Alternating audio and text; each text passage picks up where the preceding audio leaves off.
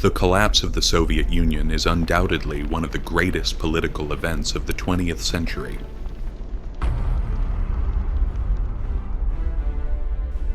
For many years, the Soviet Union, which we could call the world's greatest superpower, demonstrated not only an ideological order, but also showed every country wishing to compete with it what power meant in a military and political sense. Following the dissolution of the Soviet Union, Russia made a start amidst great chaos during the Boris Yeltsin era, marked by social unrest, political crises, and economic problems.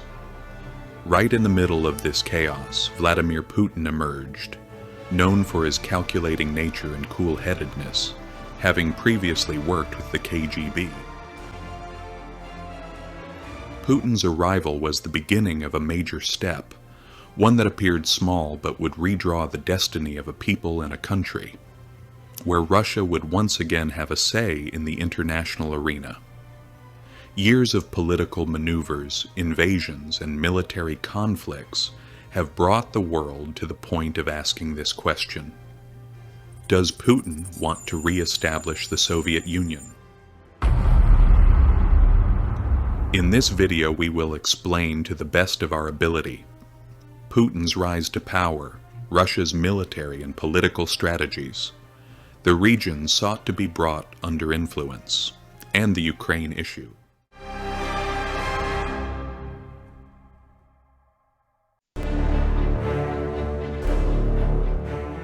The year was 1985. The Soviet Union, which we could call the world's greatest superpower, was in the midst of a collapse. Mikhail Gorbachev took the seat of the General Secretary, that is, the presidency, with the intention of, maybe I can find a solution to this chaos. But the economic hardships caused by the war in Afghanistan and the rapidly rising nationalist movements among the Soviet Union members caused the Moscow administration to lose control. The first move came from Estonia.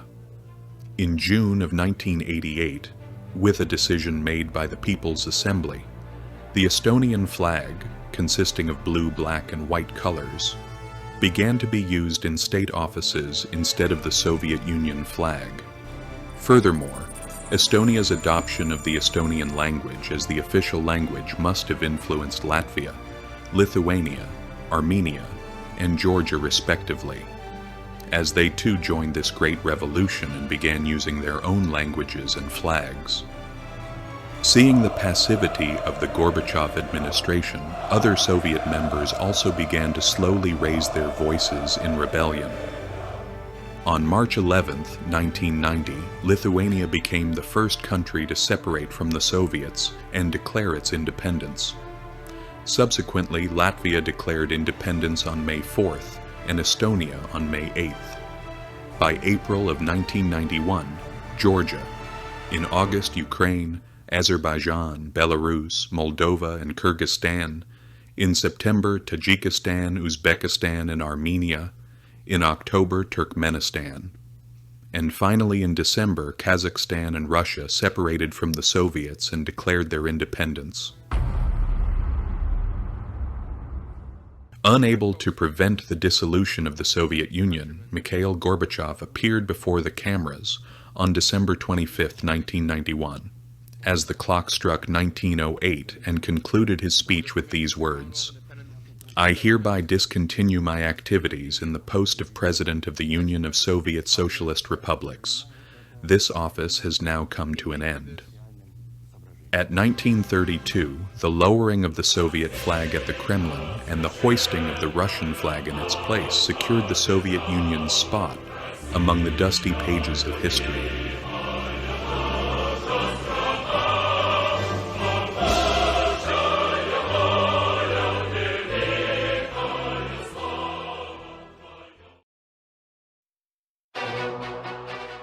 After the dissolution of the Soviet Union, the administration of the Russian Federation fell to Boris Yeltsin. Boris Yeltsin decided on a sudden transition from the Soviet Union's planned economy to a free market. State enterprises were privatized one by one, and prices were liberalized. As a result, inflation skyrocketed, purchasing power vanished, and the public's savings completely evaporated. Parliament attempted to remove him from office to put a stop to the chaos caused by Yeltsin.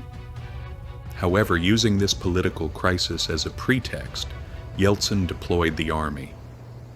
In October 1993, Russian tanks shelled the parliament building in the heart of Moscow. Consequently, the new constitution Yeltsin desired was adopted, granting him incredible powers.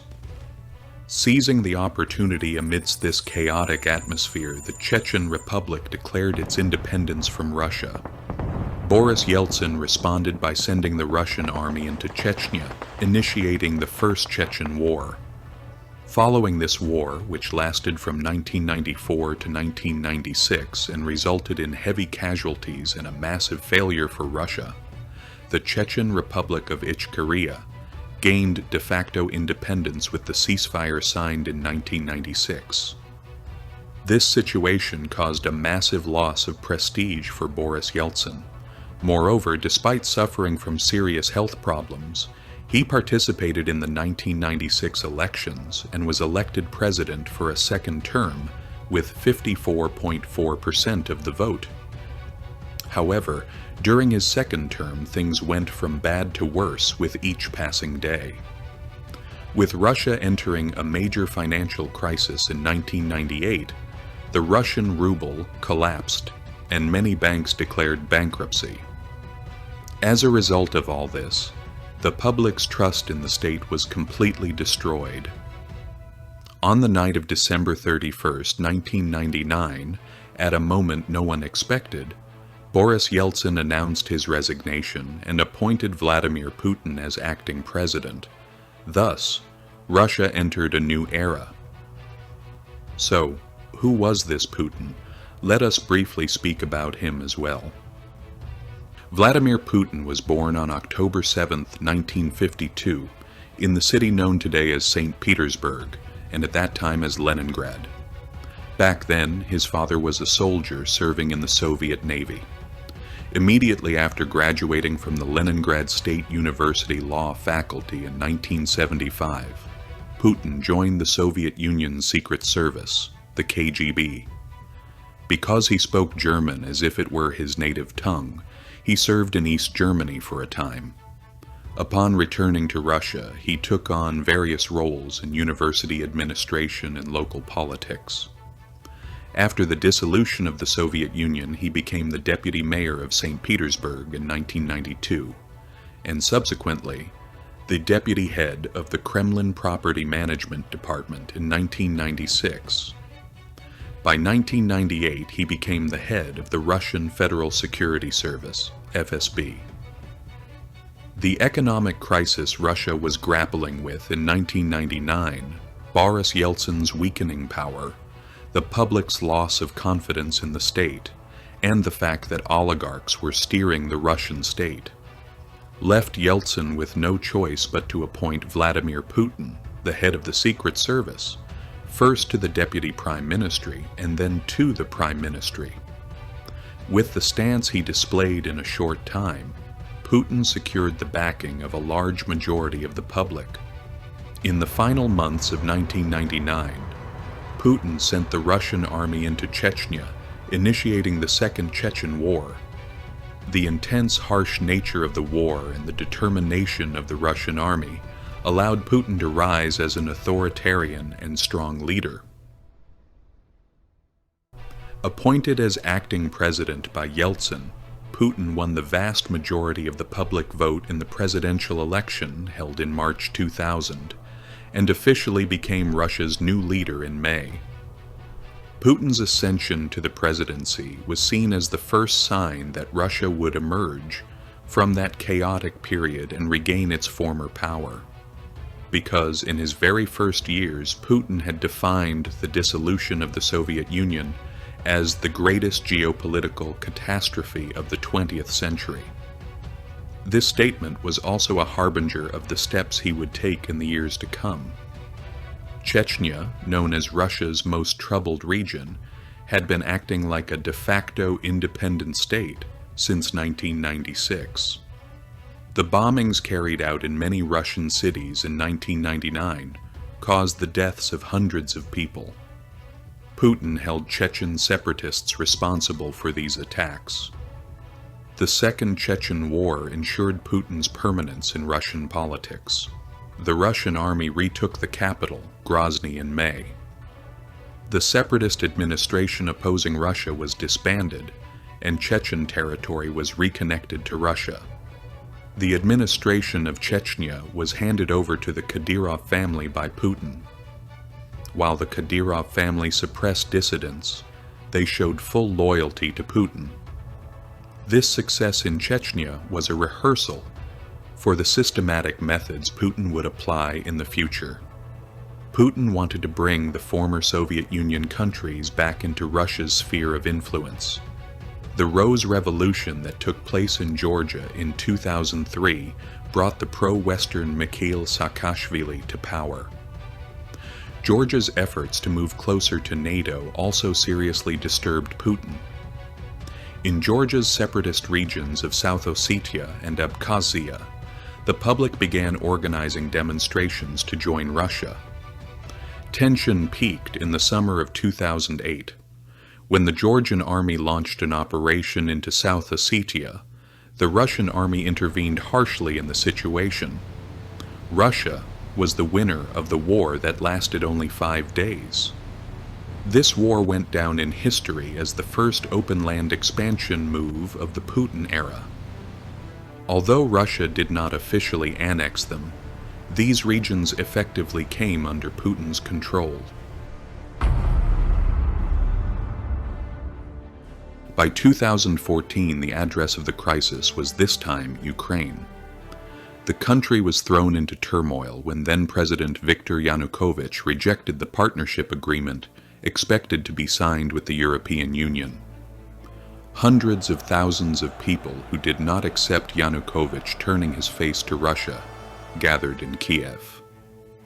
Events lasting for weeks intensified, and clashes occurred between demonstrators and security forces. After these events, which went down in history as the Maidan Revolution, Euromaidan, Putin's response was not delayed. Soldiers with no insignia on their uniforms, whom the public nicknamed Green Men, appeared on the streets of Crimea. Russia annexed Crimea without firing a single shot, asserting its historical rights. However, the crisis did not end there. The clashes that began in Ukraine's eastern Donbas region turned into a proxy war that would last for years. Despite Western sanctions, Putin did not step back. On the contrary, by intervening in the Syrian civil war in 2015, he declared that Russia had returned to the table as a global superpower. When the calendars showed February 24th, 2022, the world woke up to its darkest morning since the Cold War. Putin ordered an attack on Ukraine under the name Special Military Operation.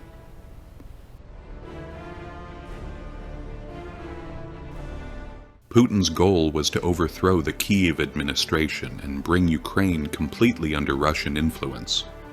However, Ukraine's resistance and unprecedented military aid from the West dragged the war into a much longer and bloodier process than expected. The fact that the war dragged on longer with each passing day shook the balances within Russia as well.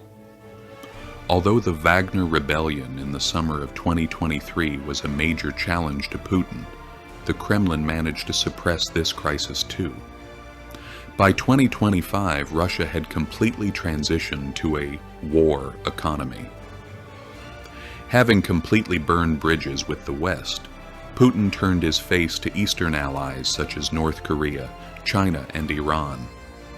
There was now a completely different Russia before us, one with blurred borders, one that had drawn a new and thick iron curtain between itself and Europe, and one giving a struggle for survival both inside and out.